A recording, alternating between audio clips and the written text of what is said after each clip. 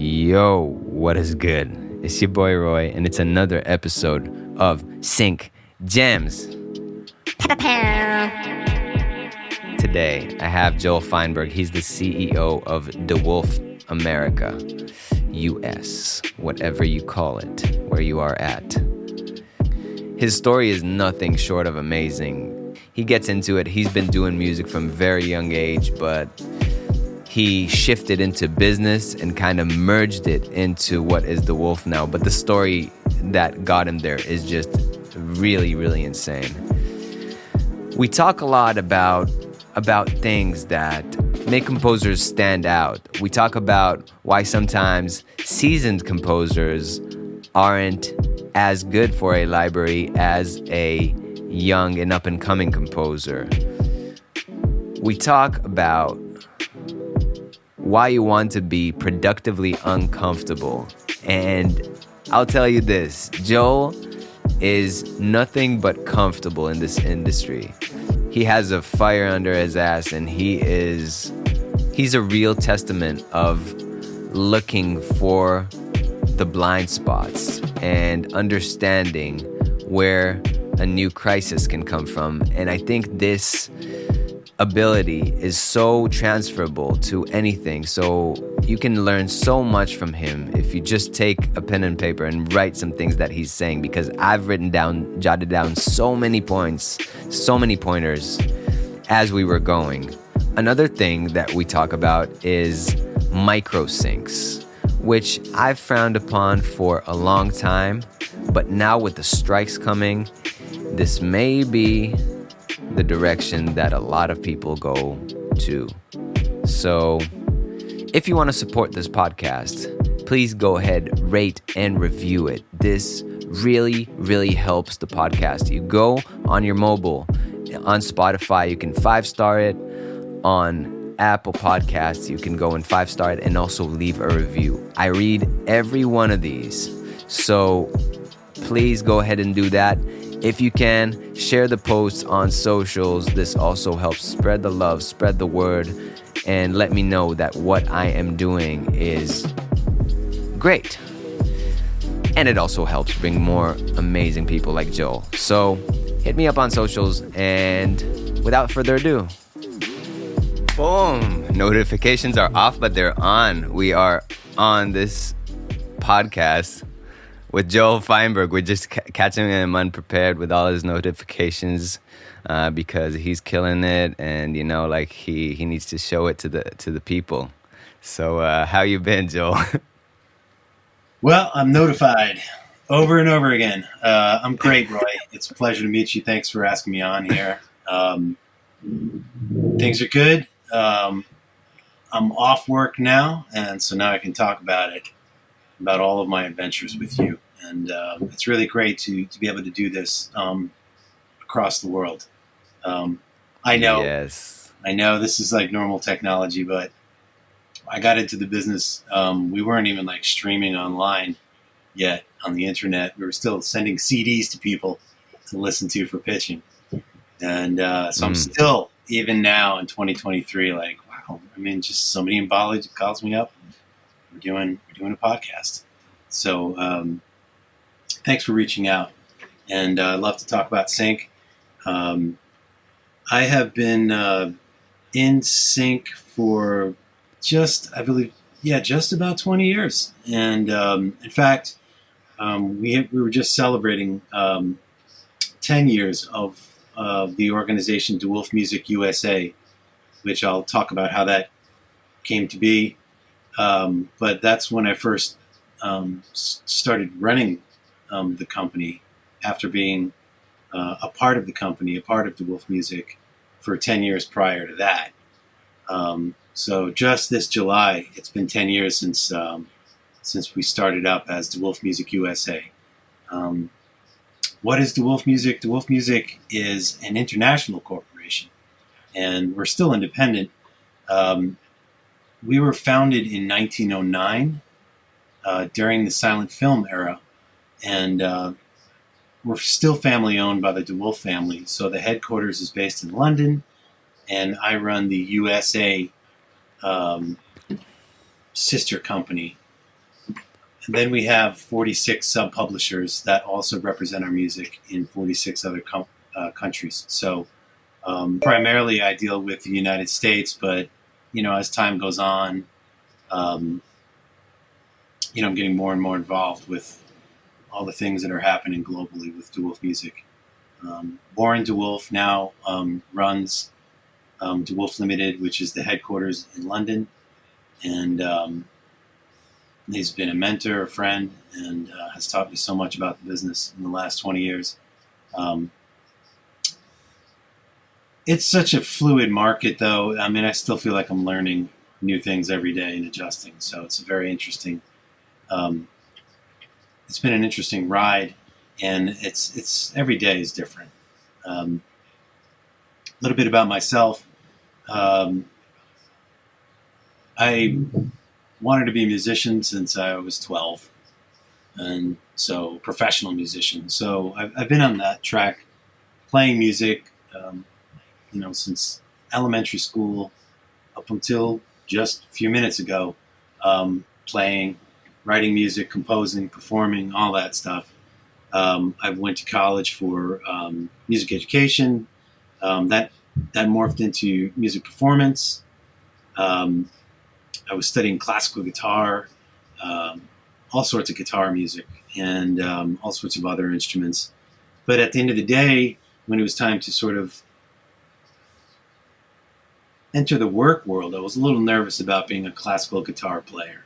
I just didn't see that many job opportunities out there. And I have other ambitions aside from just music. I wanted to be successful no matter what I did. So I kind of saw classical guitar as a little frightening to be for me. That just looked like teaching and doing gigs in libraries and weddings and such, which was fine, but it didn't seem like a sustainable future. I had like higher sort of goals in mind. So fast forward, graduated, I got into the TV business for a while and working on various shows with networks.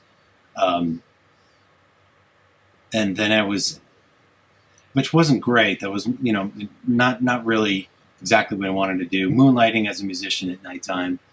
That morphed into other types of business development type jobs. They were just paying a lot of money in the 90s.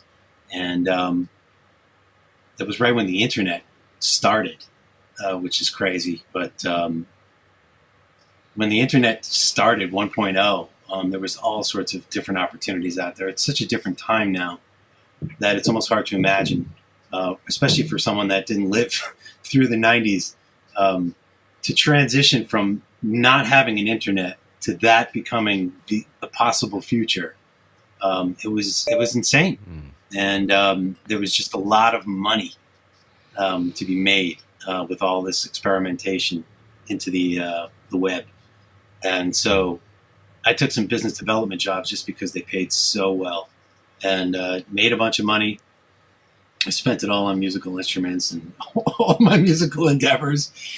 And but what I gained was a lot of skill in business, and I didn't know if that was going to really carry over for the rest of my career, but turns out it did.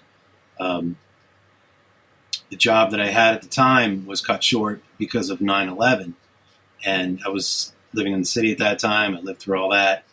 But what had happened after that was there weren't any jobs. Yeah. So, I mean, aside from being a crazy time, I was working as a headhunter back then, getting tech jobs for programmers for big web companies that most of them don't even exist anymore.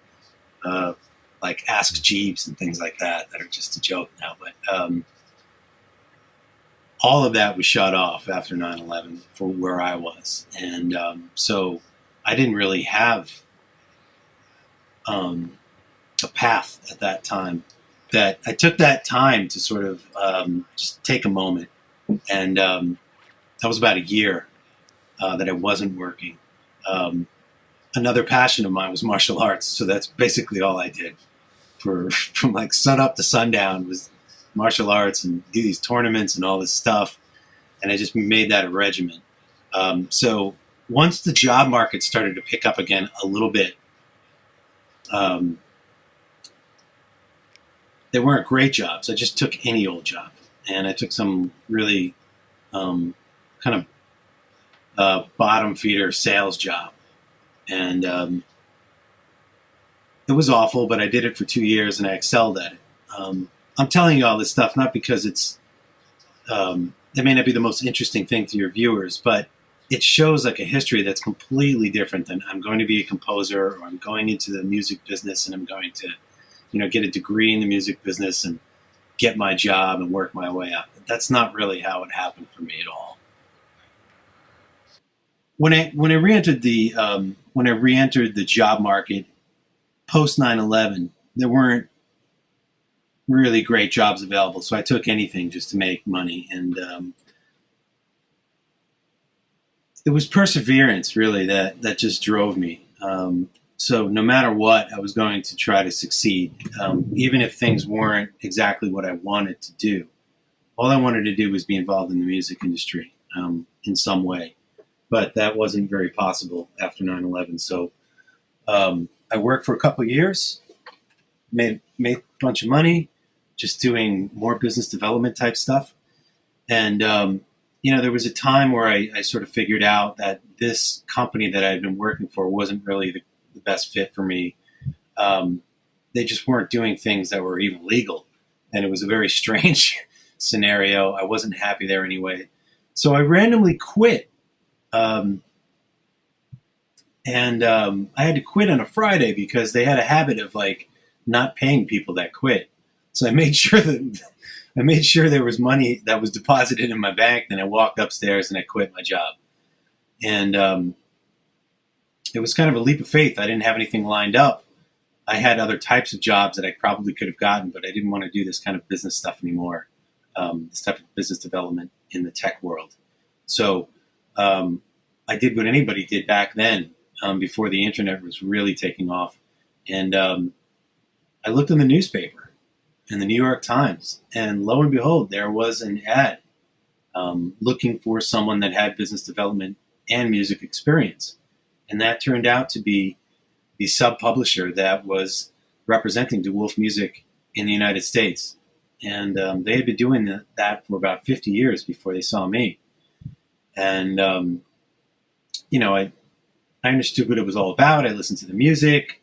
I knew some of the music already because I actually liked some of the music and recognized some of the music from TV that I'd been watching at that time. Specifically the guitar music that used to be on the Weather Channel. I don't know if you remember. You probably don't know any of this stuff because you're in Bali. But no, I grew up in Israel though. But okay. Yeah. Oh, that's funny. Yeah, I mean, early versions of the Weather Channel, there used to be. It was like all chroma key. They would just kind of really just type what the weather was like on the screen, and they would play this music nonstop. And there was one song that sounded like George Benson, and it was like George Benson style guitar playing, and I just loved that song growing up. And then I found out that it was DeWolfe Music, and I had to have a job.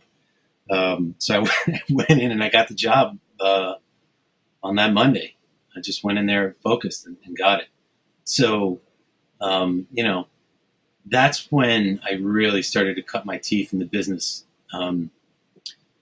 So it was learning everything, from publishing to pitching to relationships. In those days, we were literally had to have a relationship on the telephone, maybe email, but you had to speak to somebody because you had to get their information so you can send them CDs based on what they wanted.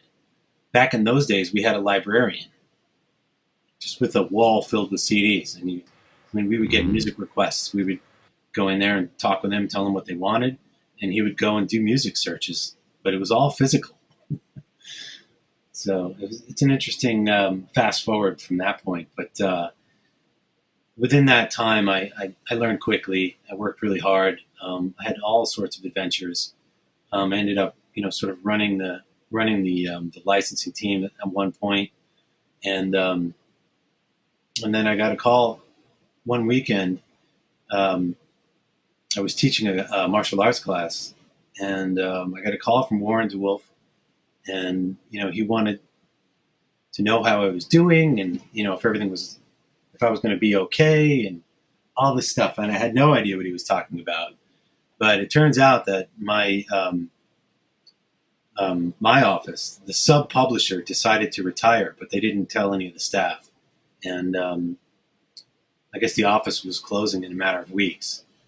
So, like, you know, it was kind of a shock, obviously. But I had no idea what was going to happen next. I pretty much assumed that some other company was going to absorb the DeWolf catalogs. By then, the major labels had gotten involved in the library business. Prior to that, when I started, there was really no universal music production music. They got into it right around right after the Napster years. That's when they started buying the competitors and bulking up. But prior to that, they were all private companies that were sort of the leaders of the gang in a way, the leaders of the industry. It was DeWolf, it was FirstCom.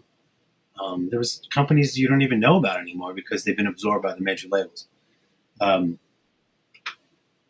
So I sort of assumed that that's what was going to happen to us. And so in that phone call, when I found out that we were closing, I thanked them. I had a relationship with the DeWolf family separately. I met them many, many times, communicated with them.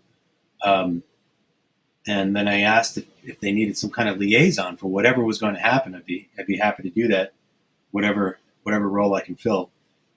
And then he said, hold on a minute, and he proceeded to ask me if I had any interest in instead of setting up another sub publishing entity, if I was interested in setting up a direct company under the headquarters, or sister company, really, where we would work in tandem in both territories. And he wanted to know if I wanted to head that. And, it was the craziest call of my life. 1 minute, 10 years, I'm at DeWolf, and then the sub-publisher. And then in one phone call, it's completely over. And then I'm asked to run a new company with DeWolf directly. Wow. So it was crazy. It was a crazy time. And it was a very challenging time to try to do this. And you have to do these things quietly and, fly across to London to communicate with the headquarters. Try to do this while the current office is closing. It was a really, really crazy time, Roy. It was, I learned so much about, grace under pressure and trying to just stay focused no matter what. And really, you have to really grow up quickly when those things happen. And fortunately, I had 10 wonderful years before that, so I knew the business inside and out. So, and that was a little over 10 years ago today. We opened up in July as DeWolfe Music USA after that, and that was July of 2013. So right now we're celebrating 10 years have gone by since that happened. And I got to say, man, it's been an amazing ride, and I feel like one of the luckiest guys on the planet. My job duties could be anything from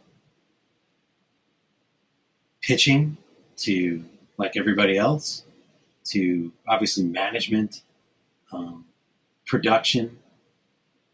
Earlier on, I was composing.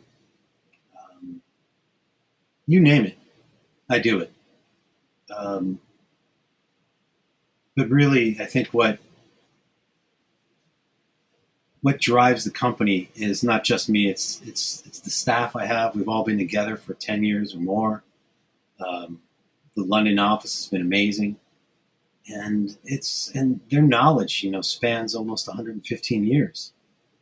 We were one of the first libraries ever, and we started in silent film. So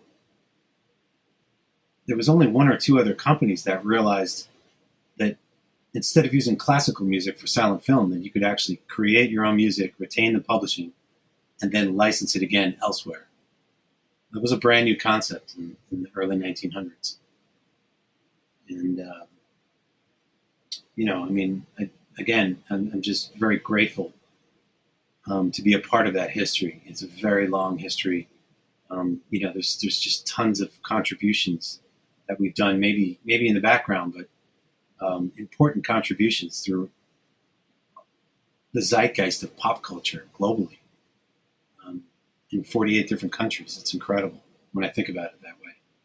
But a lot of the reason why I got to be in this position, I think it boils down to a lot of the same sort of things that composers, producers have to abide by for their own success.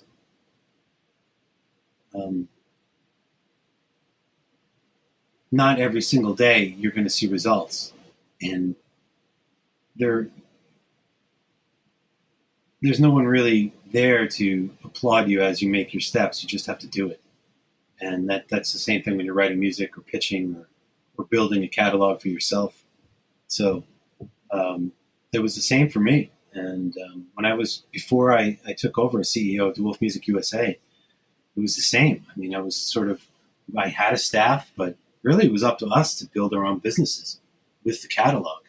We had great relationships in the industry, and the job was to maintain those relationships and grow those relationships, and grow more relationships, I should say. And that's what we did. And that kind of never ends. So, man, you name it. I've done it. And including navigate through a pandemic, which was a whole other ball of wax.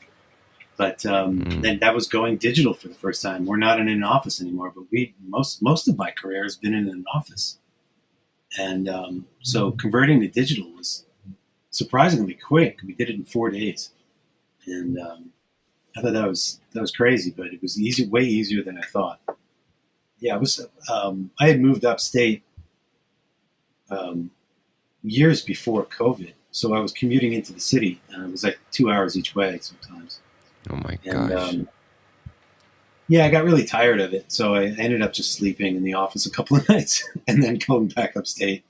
But I was sleeping in the office during when COVID first hit New York City, and it was an interesting drive back. It was pretty clear to me what needed to happen.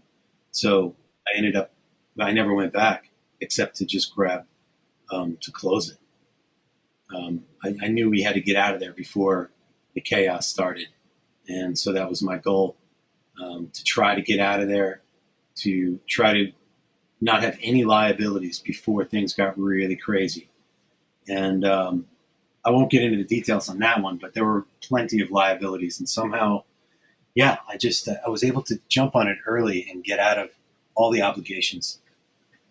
So we kind of avoided a lot of financial disaster just with having physical space you have to pay for, all that other stuff. We avoided all of that. So by the time I came back from that drive home, I was already looking at Microsoft Teams. And within 2 or 3 days, we were up and running pretty much.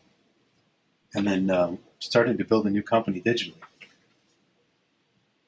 So that's kind of what it is. I mean, this game you can never really rest on your laurels. It's always changing. Look at us now. We're in the United States. We have writer strikes and actor SAG strikes. I've lived through that before as well, but this is different with two different striking entities and the big, artificial intelligence question that's not answered, and so the industry is going to change again. And right now, we're fine, but at some point, scripted television gigs are going to run out real soon. There's still a lot of post-production happening right now, which has been great. But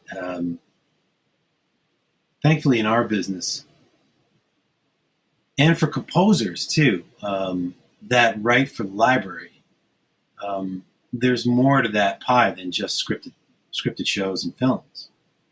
And we had already been refocusing and looking at all the other markets that use music. They may not be as glamorous as, the hit film or hit show or whatever it is. But when you're thinking about business, there's actually more business, more consistent business in other areas. And it's about being ready for that.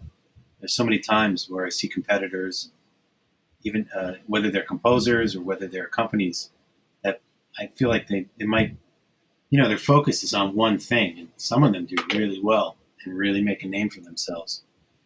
But there's always that danger of things drying up or that door being closed in one specific market. And for me, I've always wanted to be diversified. I've always wanted to make sure that I have things covered for the future. So I was always kind of looking ahead to make sure that I'm moving forward, or the company I'm with, we're moving forward, or we're ready for anything. But yeah, in times like this, you're going to start seeing people sweat it out a little bit. 100%, 100%, man. Yep. That was perfect. There's so much that you've said that brings up questions. I would love to, after that, elaborate and get back into the strikes and what's happening on that front, and how you observe that. And also, I would love to ask you a more specific question, which is, what since you've done it all, like you've really done it all, and it feels like to me, and you're so well rounded with what's going on inside libraries and labels and publishers and all of these things, what abilities do you think composers need to have more of from the business side? Well, I mean, every composer is different. I mean, I've worked with composers that have everything, but I think that there's a road to get to that real competent composer level, and it's sort of a mixed bag. On the business side,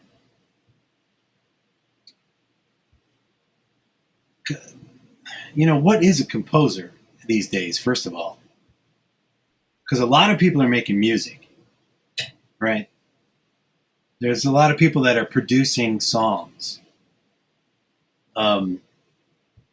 Some of them can't read music, and some of them really don't compose in a way that is flexible for them to be more valuable. It's just kind of the same thing on the business side. I think that composers in this business already have that. They understand that, the business aspect of it. So they're the ones that understand how to sort of approach and build relationships, how to email in a professional manner, how to present their works, present themselves. All of these things that anybody in any business has to do to try, as it does, on the creative side, it may seem frivolous, but making a good impression makes people feel comfortable. It makes people feel that you're putting in an effort to work in tandem. All of these are real subtle things, but the subtleties is what I feel that many of the people that are making music and composing for library are missing. And so, I mean, I could go through a laundry list, but I think I just wanted to try to get the concept. It's the subtleties that are overlooked or never looked at all. And, rejection should be expected. And there shouldn't be anything. There's nothing wrong with that. I mean, Roy, I mean, you said I've seen it and done it all. I would say no. I don't know what's next, man. Like the only thing I know for sure is that this thing is always going to be changing, and there's going to be new challenges ahead, always, and and you're going to have to reinvent yourself and evolve and evolve and evolve. But that's why it's so important to present yourself in a way that's consistent. So no matter what happens, people know where you're at by the presentation you give. So when composers are forgetting to, they're just sending files in 2023, not having a presentable CV or something that that's sort of the standard, or they're not they're not listening during the communication. They're asking and asking and asking, and or talking and talking and talking. All of these subtle things can create that impression. And I mean, if you want to drill down, I mean, what are composers? What are many composers missing right now? They don't do their research before they pitch their music, so they don't really know where their music sits in the industry. When I know immediately when there's a seasoned professional composer emailing me, as opposed to someone that really doesn't know what they're doing, no matter how good their music is. You can tell by the way it's written. You can tell by the words that they use to describe their music. Very often, they don't even go to your website to see what might be missing in your catalog. It's really just kind of throwing things in the wall and seeing what sticks.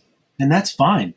The problem with it is that there's so much competition that there's a lot of emails to get through. And very often you don't even get through it. If I see, like, I can almost hear the music when I start reading certain emails, like, don't click on that music. Because the production's not going to be there. nine times out of 10, 9.5 times out of 10, it's not produced. I mean, these people are living in a dream world. I'm not saying that to degrade anybody's efforts. I'm saying that because that person didn't do the research and have like a really honest look in the mirror.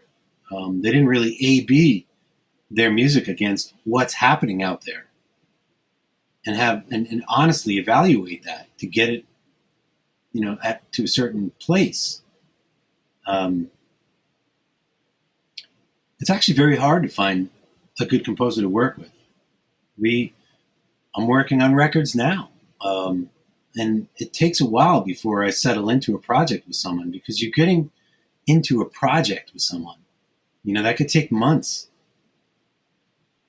And if the person doesn't communicate well, or they don't understand, or they're not going to get it, I mean, those are months that are wasted. And a project could get dropped for that, because and then my name is on that. I sign, when I'm signing off to a project, I'm putting my name on that project. So if it goes south and it falls apart, then I made a bad judgment call. So it really is a two-way street, and that's why the importance of the professionalism when you're communicating, registering your works properly, understanding how PROs work, understanding publishing, understanding the nuances of the music that you're creating, so that you can adjust if things are needed. I don't know. I mean, I don't know how many composers you talk to, but I think there's a lot of emotion wrapped up in their art, and sometimes they carry that into the business a little too much.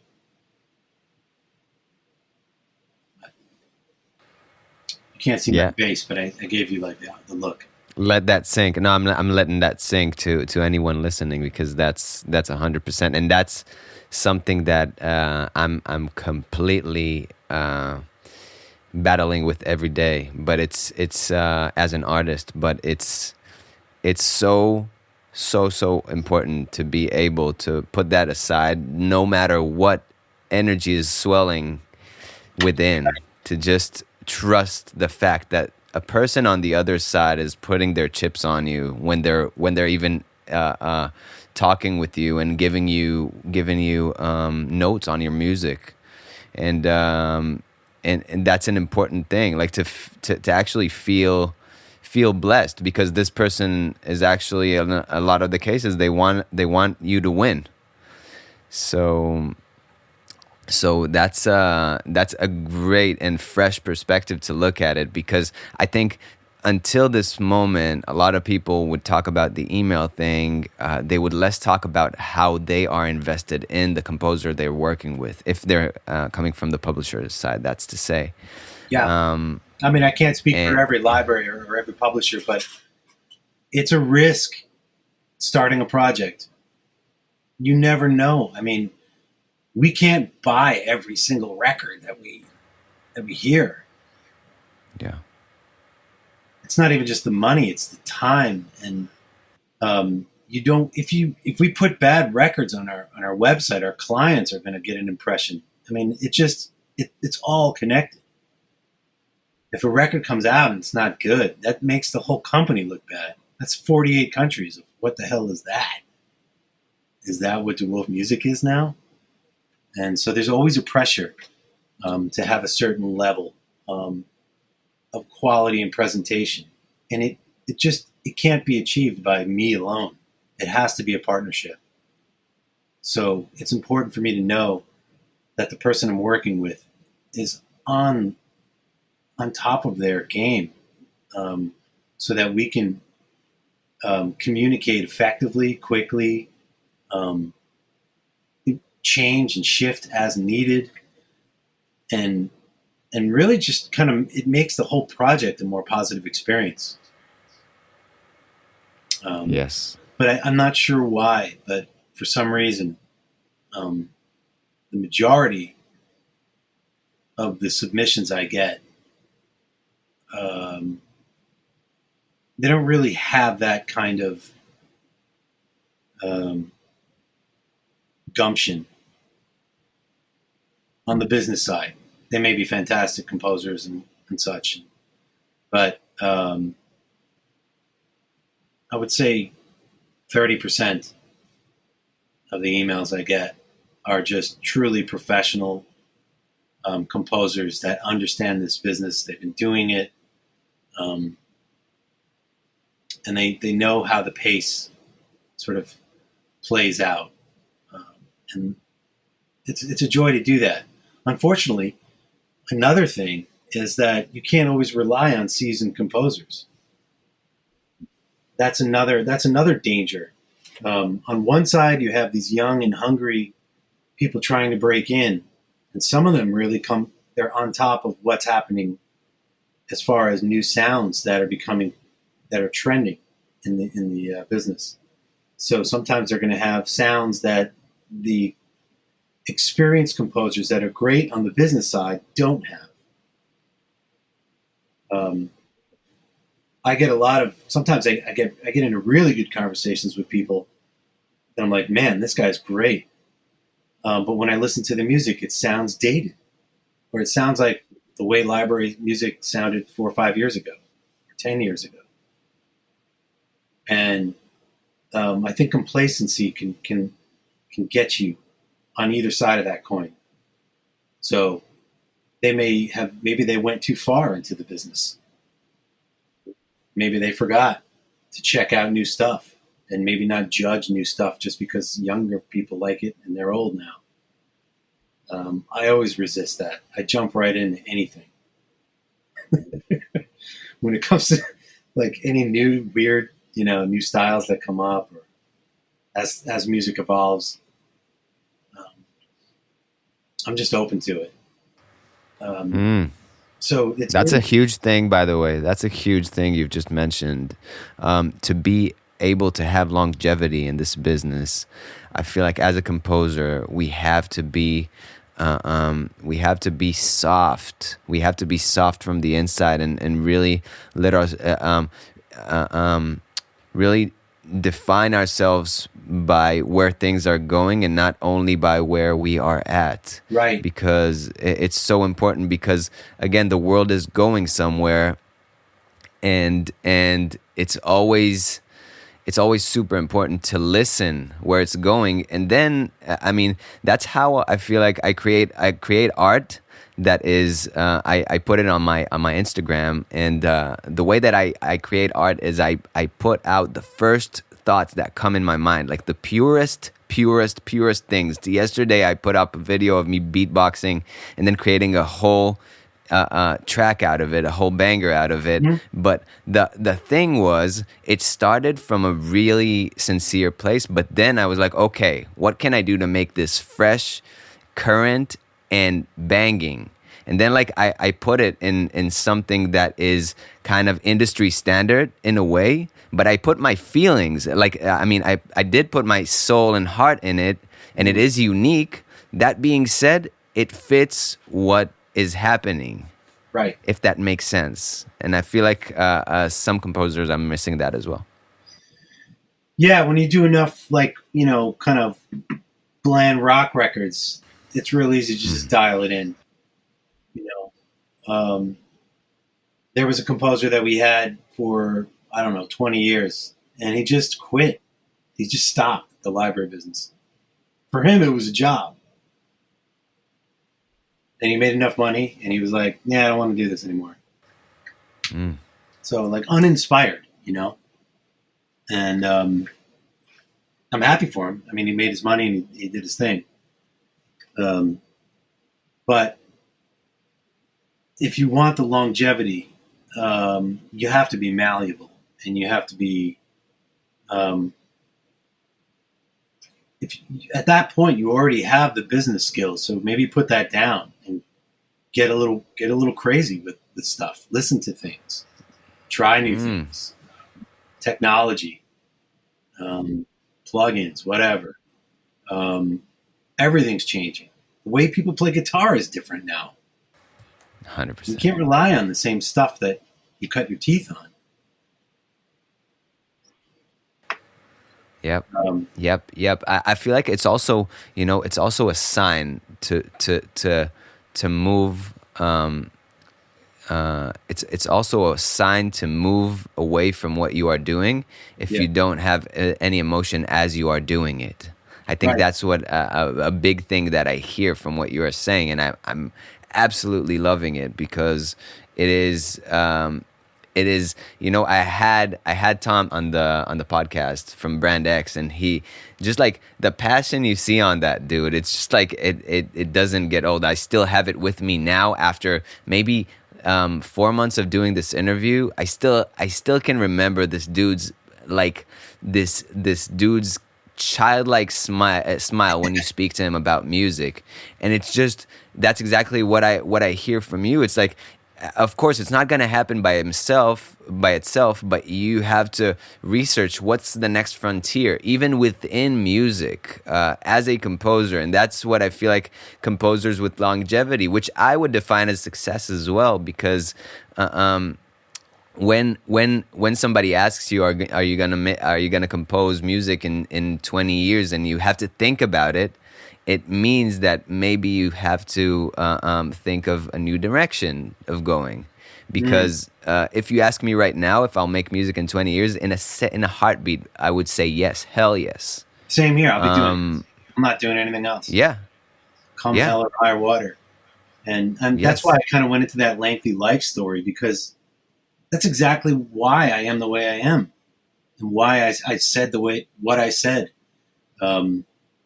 about this business and about composers and sort of the mentality. My life mirrors that. My whole professional career mirrors that. It's one, you know, every time I got settled and made a bunch of money, some fucking disaster happened, you know, or something happened. The rug gets pulled, and that's going to happen. And you don't want it to happen when you're not, you don't want to ignore it when it's if you're starting to see signs of it. Is all I'm saying. The most recent one was the pandemic. I saw the writing on the wall the night it hit New York City. As soon as it hit, for me, I knew like all life was going to change, and there weren't a lot of people saying that back then. Not the first day it hit in America, but that night I knew, like, oh shit, using like a musician's reference, like I can't play this kind of music anymore, and that's frightening. But I've got all my instruments, and we're gonna make a new sound. That's exactly what we did. But my whole life story has been like that, and that's kind of what I was trying to put together with my personal life story, how it correlates with the library game, composing, and on my side too, on the publishing side. They're all kind of similar. Things are going to change. So you want to build something that will never change. And that's how you deal with everything. That's your presentation. That's your business emails. That's what you say, what you do, the relationships you make, how malleable you are when the times call for change. Are you ready for it? Are you even willing to accept it? It's like that, and it's a hard thing to do in a way, but I think you don't want to move so fast that you don't ever build a signature sound, etc. I'm not saying that, but you always you never want to just rest on your laurels or think that you've got it all figured out in a way. You always want to keep going.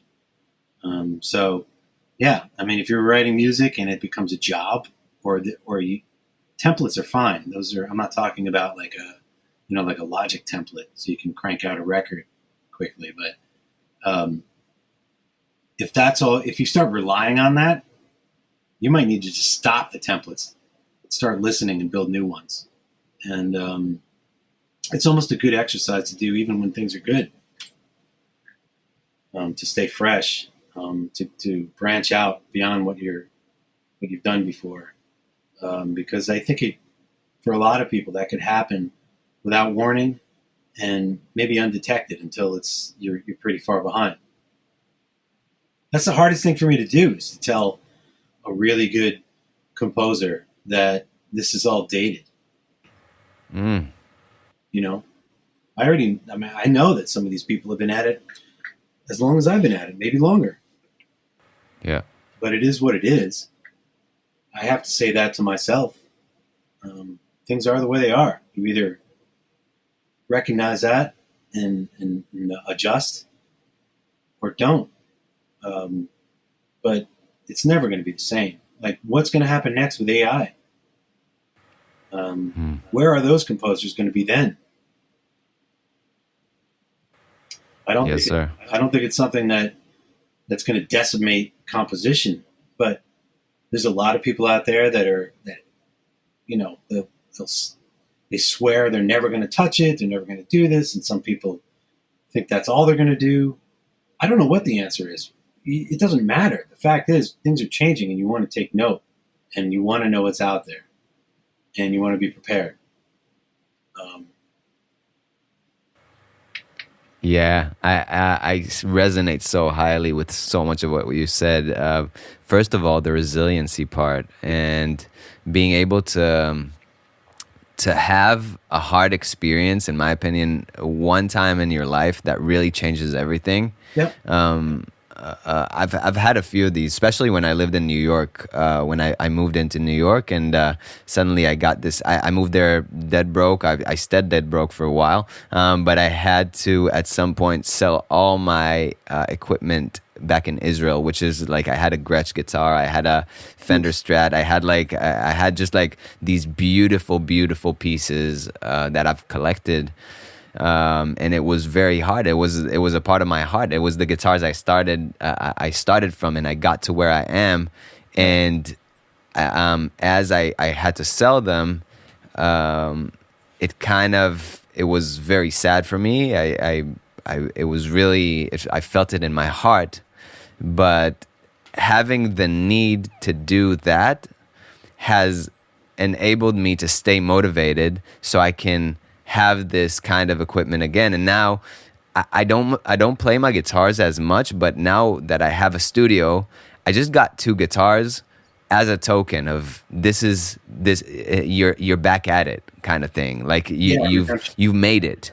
You made it. It was 10 years ago, and now 10 years later, I just got guitars that stand in my room, and it's like my token of gratitude to all this, to me staying in the game. And like it's a piece it's a piece that keeps coming back, like the keep going part, and also understanding that there will be really hard times to this business, to this everything, and the thing that will stand in front of everything is your personality and your perseverance. That's what makes a great in my opinion, the perseverance. It's the truth, because the perseverance is going to like drive you to compose more music. And that's another danger, is when people really, they create a record and they just turn it into like their child.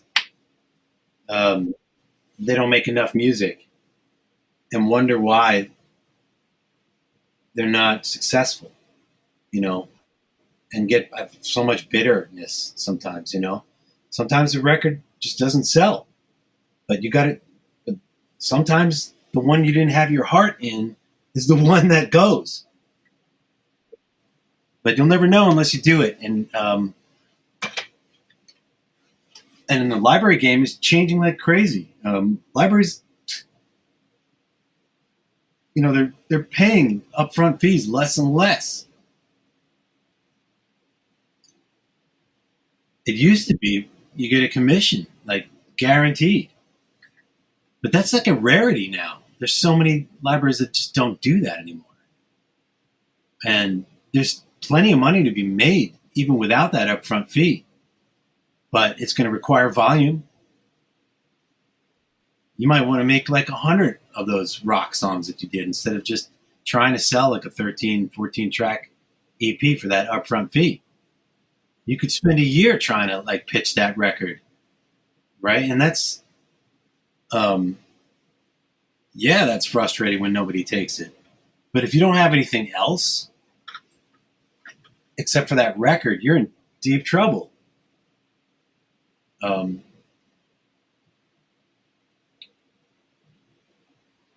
it's a hard thing to accept when things change, but that's kind of the name of the game. And volume, flexibility, and passion is where it's at. This is a privileged business as far as I'm concerned. Everybody that's in this business, that's making money and living off of it, is a privileged life. It's fine to have your passions, but there's plenty of people that have maybe more passion than you or I, that are stuck in positions that we couldn't even imagine. And to overlook the privilege of what we do, you're going to miss out on the joy of just making music and working, and you might lose some of your drive that way.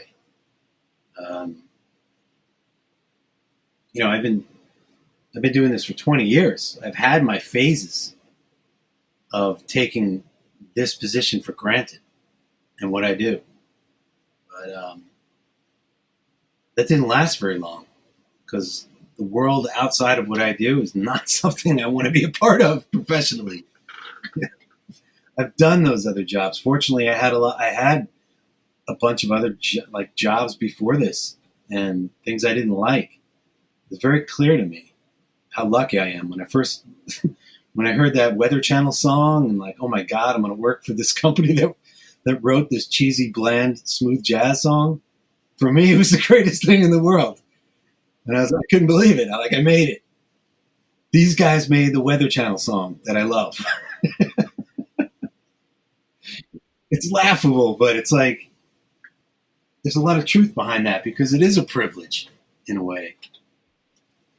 Otherwise, I'm wearing khaki pants and a collared shirt and doing something I don't want to do for 8 or 9 hours a day. And I don't know. Sometimes, as far as going back to your original question, sometimes, there's like this weird expectation I get from composers. I don't know if that's sort of just presenting themselves as a confident person, or if they actually believe that any of us is guaranteed to succeed in this business. I don't know, but I don't. Yeah, I don't do that. Even 20 years into it, every day I'm like, okay, I got to make. How am I going to move the chains forward today? What am I going to do today? That's going to be different than what I've done ever. That shows growth mindset for sure. There's a book about growth mindset, and there's a bunch of lectures about growth mindset. I recommend anybody who listens just goes checks it out. I think it's growth mindset versus I forgot the name of the other one, but it's not stagnant mindset. But there are people who are like this and are like that, and it's kind of funny to put people into two groups, but this is actually what's happening. You see I see jaded people, used to see jaded people all around me who just keep doing the same things and the same things and the same things and expecting different results. And to be honest, like, I feel like what has opened libraries to me wasn't actually how amazing I am as a composer, but me actually coming up there and saying, "Hey, I don't know enough. Like, I know enough to compose a good record, but I don't know." Sometimes that vulnerability was actually what got me into the rooms with people. Yep. The fact that I'm saying, "Hey, I'm doing this, but I would love your help and guidance if that's something you're interested to give. I think I know I'm good enough to make this album for you, but this is where I'm at." And a lot of the times this vulnerability is what makes people actually want to roll with me, It's what brings me into rooms with people like you, like if I would think about a person like you 5 years ago, I wouldn't even think about talking to you because it just wasn't in my head. Like in my mind, I wasn't there.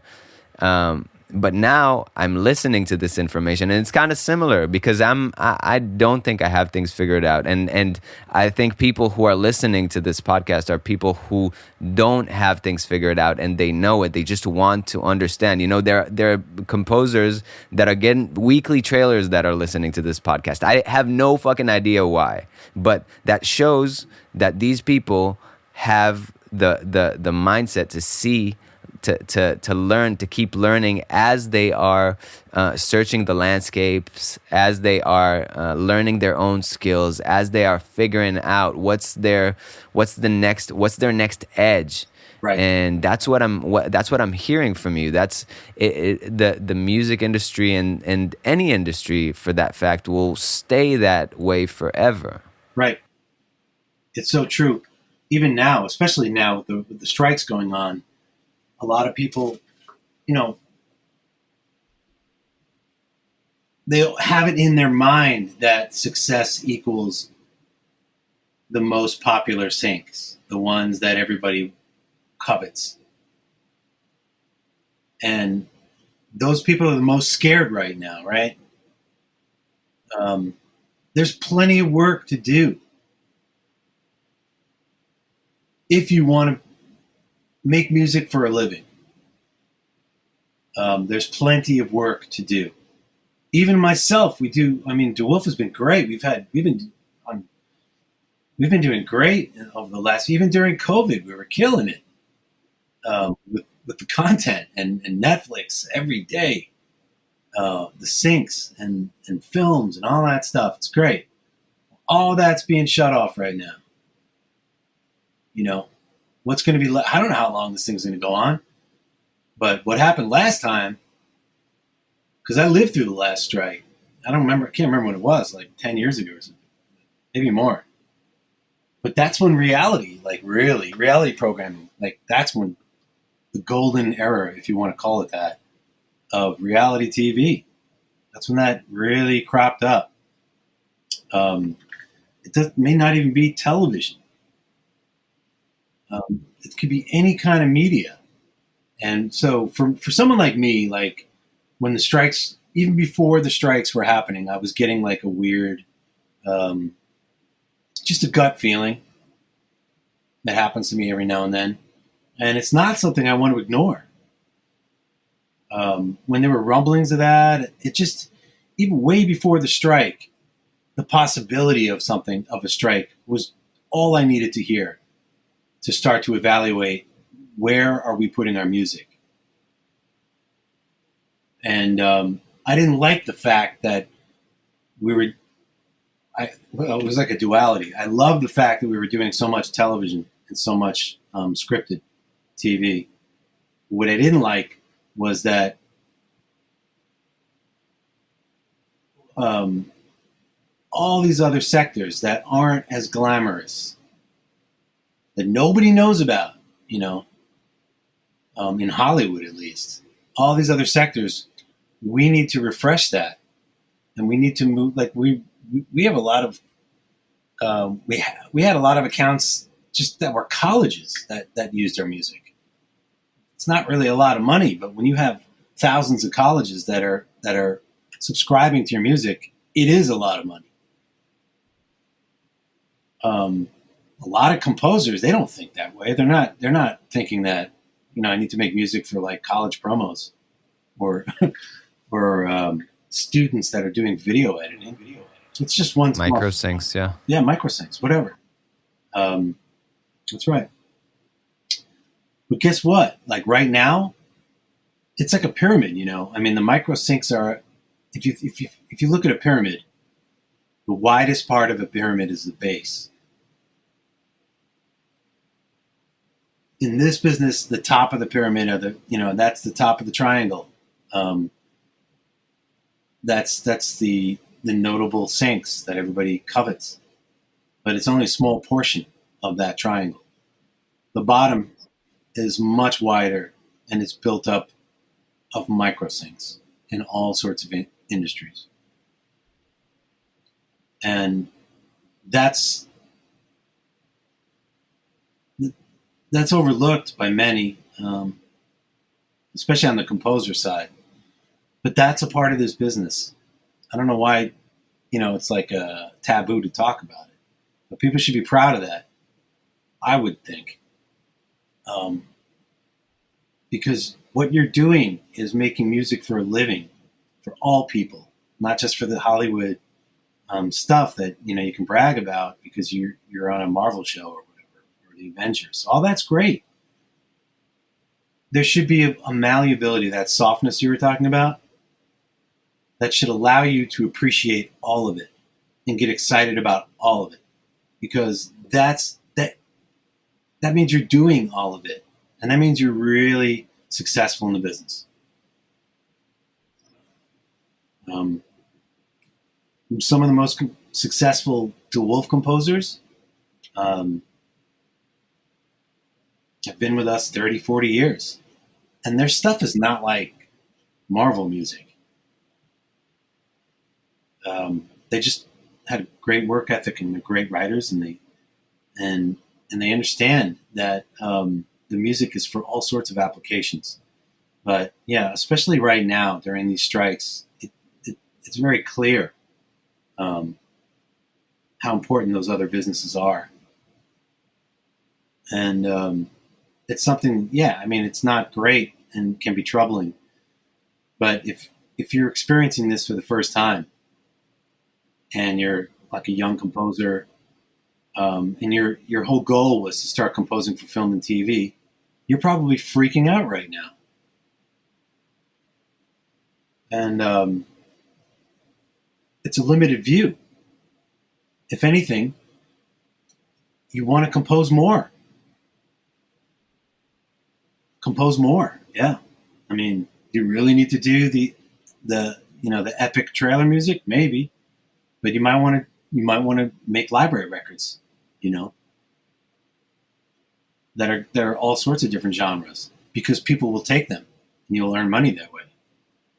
And that's part of the business. It's not even like I wouldn't even call it like something that's not glamorous. It is glamorous.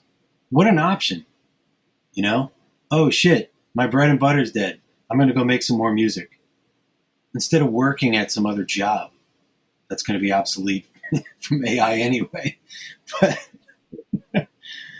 But a lot of it, yeah, it's very easy to get sort of pigeonholed in one perspective, but that's never been me. The malleability that we're talking about today, it's always there to keep me sort of like productively uncomfortable. If that Productively makes any sense. uncomfortable. I'm writing it right now. Yeah, Wow. you know what I'm saying. I'm reading Phil Knight's Shoe Dog, Mm, and he's it's his basically his autobiography, how Nike came about. And what I love seeing is the fact that they were always on the edge, like right. for the best part, probably I want to say 18 years. They were just like on one check away from completely breaking down, but they always came up with something. Like they were always savvy. They had the opposite of what Blockbuster had, where the Blockbuster was like, no, nobody will stop watching DVDs or whatever. And then lo and behold, it's people stopped watching DVDs, and Blockbuster were out of business. Or same with Tower Records or whatever. And and Right. and being productively uncomfortable is just it just encapsulates in my this conversation, and it encapsulates how everyone should be in order to achieve some sort of a mark for themselves, any sorts of success, so to speak. So Right. yeah, I hear you 100% on that. Yeah. And as time goes on, I need to rely on that even more. Um, as you get older, or as I get older, I should say, everybody's different. Um, I actually seek it out. I want to be productively. I want to be in strange situations that force me to exercise my creative muscle in business or on the creative side. Yep. And I'm happy to do it. And it's you gotta put the pride aside and try to really get back to who you are and what you want. And I already know that what I want is to do this for the rest of my life. And so for me, even before the strikes, I was it was during the pandemic, right when things started opening up again, and I don't know why I did it. I randomly started doing trade shows. Like nobody does trade shows anymore. It's like almost like old people stuff. But especially because the pandemic just shut it down, and people just um, music libraries used to go to all sorts of trade shows and do all this stuff, NAB, and then um, after time, there was nobody there anymore. But for some reason, I just started getting in my mind that I needed to reconnect with the little guy, the small, independent, small TV stations, municipalities, government channels. I just felt out of touch with that market and those people. This is before there was even like any kind of like whispering uh, of a strike or anything. And it's not. It's a lower end market, so it's not expensive to get involved. And I just started going and doing that just to be around people and to. I wasn't 100% sure. I just wanted to make myself uncomfortable again in a way and get into a market that I hadn't been in a while. And I wasn't even going to drag my staff. I took one or two people every now and then, but it was more for like, just do it, just go out there. And I started doing it. And we just came back from one in Brooklyn, and it was amazing. I mean, we're getting emails for people that are looking for quotes for that. And it's building a momentum. And it's almost like revitalizing a brand in a sector just by going out there and doing that. And now I'm thankful to even, because that started a whole, just doing that started a whole new way of thinking that made us reevaluate our database, how we market to people, how we delineate our marketing to target market various sectors. And a reorganization of all of our data was born out of that we're in the trenches right now doing. And all of that's going to benefit us greatly soon. Yeah. It just so happened that a strike just popped up. And maybe it's making me a little less nervous about it right now because we're busy. We're busy doing shit. Yeah, And listening to graphs and pages and science is nice. I have a friend which I always get in debates to because he's very scientific, and I tell him just sometimes I feel something in my body. It doesn't have to have like a scientific explanation. It doesn't have to be backed up by something. Sometimes I feel like this is the way I need to go, and there's no science in the world that can explain my intuition right now. right. That being said, it doesn't mean I'm not gonna fucking do it. Right. Like it's and to what you were saying before about making tracks for TV versus for library. To me, the whole ability to make music for library music is being able to make something that's versatile. So like having the option to have an alt version which is completely stripped and can be used in whatever, in an ad campaign or in whatever the like a shopping site or whatever can give a composer an edge. So like, have the bombastic, like the epic version that may go to a Marvel, but also have the stripped down version that's maybe just vocals and piano, whatever. There you go. So that's another way of looking at it, which is okay. I mean, how you've just put your heart and soul into a track. How do you now make it work for you in the best way? Because editors do all sorts of weird shit with music. They see things that I don't. Sometimes they'll just take a guitar from a trap a song that I made and put it on a soap opera.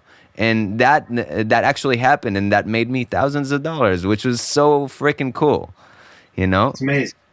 So that you make yourself uncomfortable, and by doing it, and it's the same like reversioning, or even having a song that you wrote to reversion is it's sort of a great jump off to expanding your palette as far as what kind of genres you can offer. What one of the biggest trends like 5-6 years ago in trailer music, remember, I don't know if you remember this, but it was all, and it's still happening by the way, but it was all about cover tunes, covers, in weird ways, right? Reversioning something. Well, who's that could be a ragtime piano version of a Metallica song. Can you do that? And if you can't, then you should feel uncomfortable, and that's productive. That's being productively uncomfortable. Oh shit! Yep. I really can't do that. Yeah. Well, then do it. Having this feeling of unworthiness actually take you forward is the thing that I'm grappling with the most. Like being able to tap into, okay, I don't know how to build a studio. Let's say build panels. That's what I'm grappling with right now, because I have a bunch of panels in my room and I want to build more, but I want to do it myself.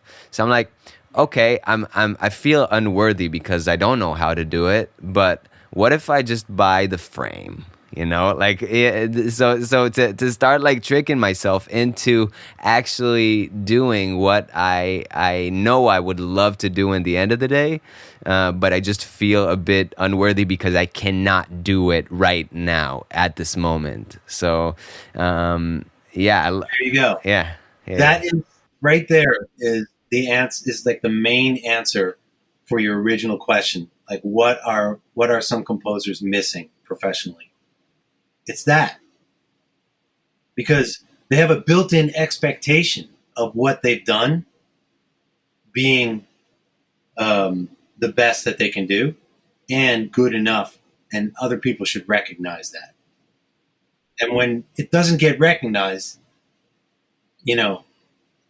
it's, you can see it. You can hear it in the email that they type, the response that they type, or the reaction when you're talking to them.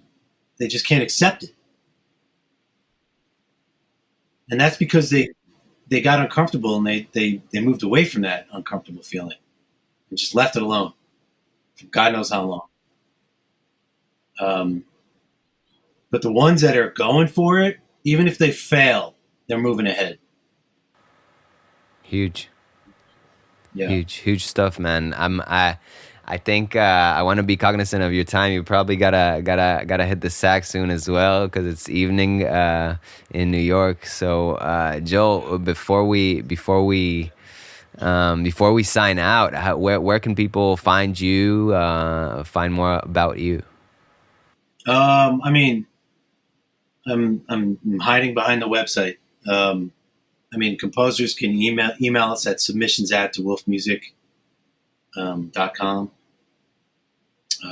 info@wolfemusic.com. And you just got a little workshop about how to do that. So I'm just saying, wink, wink. Yeah. Don't send me files. Joel. send me just a streamable link on Disco or something. That's not Dropbox, please. Just put yourself in somebody's shoes. How would you want to be presented? How would you want someone to present their offerings to you? Hell yeah. Joel, thank you so much for coming on the podcast. You're a legend. It was so much fun talking to you. Thanks, and bro. I'm looking forward for to hear the feedback from this one. Oh man, I'm afraid of it. I feel like I was rambling, but yo, it was really great to talk to you, man. How good is that? I appreciate it. Please go ahead, leave a 5-star rating and a review if you can. If you're on Apple, Spotify's 5 stars.